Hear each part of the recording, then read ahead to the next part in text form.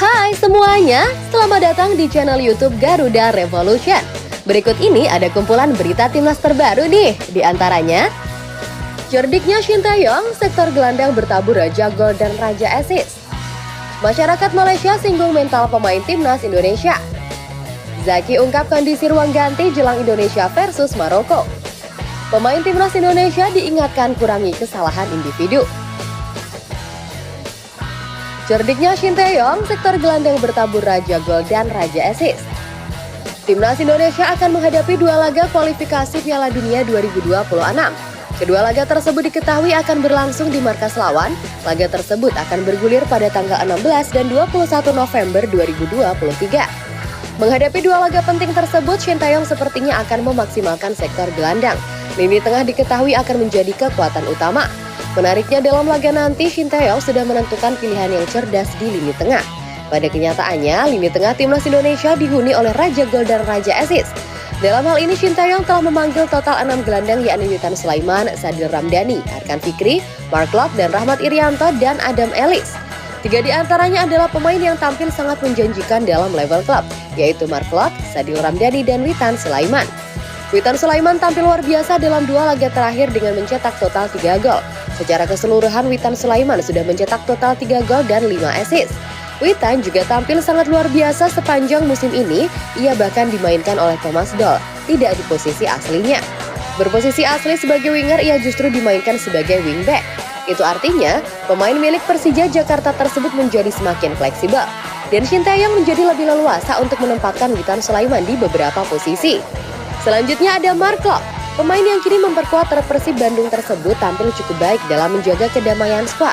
Selain itu, ia juga kerap mengirimkan umpan-umpan kunci yang berbahaya. Bersama Persib Bandung, Mark Klok juga sudah mencetak total 4 gol dan 6 assist. Ia juga berperan penting dalam membawa Persib Bandung menghuni papan atas klasemen sementara BRI Liga 1. Dan yang terakhir adalah Sadil Ramdhani. Ia diketahui saat ini berkarir di luar negeri dan memperkuat Sabah FC. Skillnya tidak perlu diragukan lagi, bahkan Liga Malaysia memasukkannya ke dalam nominasi pemain asing terbaik di Liga Malaysia. Bersama Sabah FC, Sadil sudah mencetak total 6 gol dan 9 assist di Liga Utama Malaysia. Kehadiran ketiga pemain tersebut diharapkan bisa memberikan warna tersendiri bagi timnas Indonesia saat bermain tandang nanti. Lalu bagaimana tanggapanmu mengenai hal ini? Apakah kamu yakin timnas Indonesia akan bisa meraih hasil positif di kandang Irak dan Filipina? Yuk tulis pendapat kalian pada kolom komentar di bawah ini ya guys. Masyarakat Malaysia singgung mental pemain timnas Indonesia. Timnas Indonesia akan menjalani laga tandang di Irak pada tanggal 16 November 2023. Bermain di kandang lawan tentunya akan memberikan atmosfer yang berbeda dibandingkan bermain di hadapan pendukung sendiri.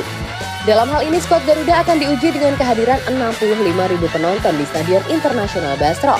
Merujuk kepada hal itu, masyarakat Malaysia pun ikut buka suara. Mereka dalam hal ini menyinggung mental dari para pemain timnas Indonesia yang akan segera bertandang ke Irak. Mengingat ini adalah laga kandang pertama Irak yang dihadiri kembali oleh penonton setelah sebelumnya para supporter timnas Irak dilarang menonton langsung ke stadion. Para supporter timnas Irak yang berjumlah 65.000 orang siap kembali meramaikan stadion kebanggaan Irak. Mereka sangat semangat menghadiri laga ini. Nampaknya para pemain timnas Indonesia akan merinding dengan kenyataan ini. Mental para pemain timnas Indonesia belum tentu baik-baik saja, tulis salah satu masyarakat Malaysia dalam video yang ia unggah. Namun terlepas dari semua itu, Shin Tae-yong memastikan akan tampil dengan skuad terbaiknya dalam laga nanti. Bahkan Shin Tae-yong juga menargetkan poin di markas lawan. Ia juga meminta anak asuhnya untuk tetap tampil percaya diri dalam laga nanti, tanpa harus memikirkan bahwa mereka sedang bermain di kandang lawan. Karena jika para pemain tenang, maka timnas Indonesia pun akan jauh lebih mudah untuk mendapatkan hasil maksimal. Lalu bagaimana tanggapanmu mengenai hal ini? Apakah timnas Indonesia akan bisa tetap percaya diri meski laga tersebut dihadiri oleh 65.000 supporter Irak? Silahkan komen-komen di bawah ya guys. Zaki ungkap kondisi ruang ganti jelang Indonesia versus Maroko. Timnas Indonesia diketahui akan segera melawan timnas Maroko dalam laga terakhir babak penyisihan grup A Piala Dunia U17. Pertandingan tersebut berlangsung di Stadion Gelora Bung Tomo, Surabaya. Namun jelang laga tersebut, penggawa timnas Indonesia yakni Sultan Zaki mengungkap kondisi ruang ganti dari timnas Indonesia. Sultan Zaki menyebutkan bahwa ruang ganti dari skuad Garuda cukup kondusif sekali. Mereka juga sangat siap untuk menghadapi lawannya dalam laga nanti.